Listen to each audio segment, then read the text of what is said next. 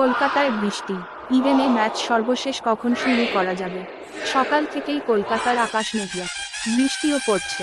শুক্রবার বৃষ্টির কারণে বিঘ্নিত হয়েছে দুই দলের অনুশীলন। কলকাতা নাইট রাইডার্স বনাম রয়্যাল চ্যালেঞ্জার্স বেঙ্গালুরু ম্যাচ বৃষ্টিতে ভেস্তে গেলে কি হবে? 18 বছরের আইপিএলে কখনো প্রথম ম্যাচ বৃষ্টিতে ভেস্তে যায়নি। শনিবার সেই আশঙ্কা রয়েছে। সকাল থেকেই কলকাতার আকাশ মেঘলা, বৃষ্টিও পড়ছে।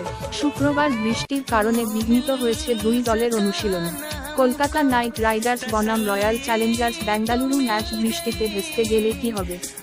2008 সাল থেকে শুরু হয়েছিল আইপিএল। প্রথম বছর কেকেআর এবং প্রথম ম্যাচ খেলেছিল, কিন্তু এবারে ম্যাচ হওয়া নিয়ে আশঙ্কা থেকে গিয়েছে। লিগের ম্যাচে কোনো রিজার্ভ দিনও থাকে না, ফলে বৃষ্টির জন্য সময় নষ্ট হলে প্রথমে চেষ্টা করা হবে ওভার কমিয়ে ম্যাচ করানোর। ম্যাচ শুরু হওয়ার কথা সন্ধে 7.30 থেকে। বৃষ্টির কারণে ওভার কমলেও কমপক্ষে 5 ওভারের ম্যাচ করতেই হবে।